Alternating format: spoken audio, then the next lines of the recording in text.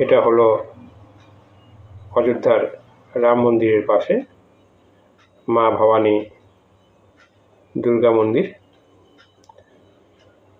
মাতৃমন্দিরে মায়ের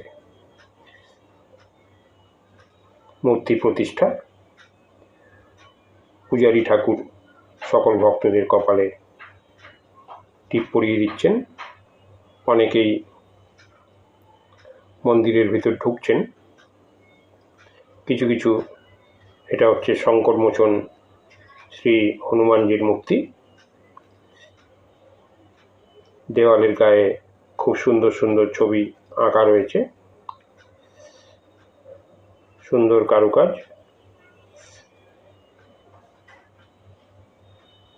একজন মা তার বাচ্চাকে ঘুম পাড়াচ্ছেন। প্রচুর ভক্ত সমাগম। আমরা এই ভিডিওটা